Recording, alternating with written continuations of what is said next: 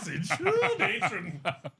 Go on then. There's a crypt to Jesus Christ, and that crypt is because he came there as an 11-year-old, and he studied with Buddhist monks, and then when he became a man, he went back to his original home back in Bethlehem. How did he go from Bethlehem to the Khyber Pass? Like on a donkey? Yeah, it's a long walk. 11.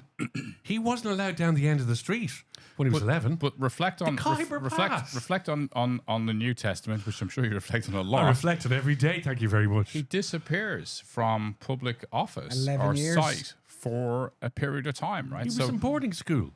He was in Clongowes. Well, and so these guys reckon he went down there. He trained as a Buddhist monk, and then he went back, and then when he was crucified, which doesn't make any sense that he died on the cross, right? Because I think I've said this before, but actually, people die on a cross by being hung by ropes, because that way your rib cage collapses. If you actually put somebody on a cross and you nail them to the cross, they could likely stay there for days. Yeah. Because you won't die because you're actually properly supported. So this has been You're just in pain. studied. You're in pain. Yeah, you're in pain.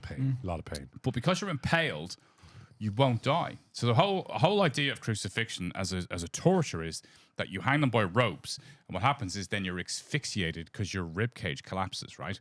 So you die through asphyxiation. But as Christ was nailed to the cross, he wouldn't have died. So Mary Magdalene comes up at some stage and tends to his wounds, and then he passes out. So the story that goes back to the Khyber Passage is that she helped him to give him some smelling salts. He went unconscious, went into the little cave. So when he rose again on the third day, they just broke him out, and he went out to the Khyber Passage, died out there, and he has descendants in France.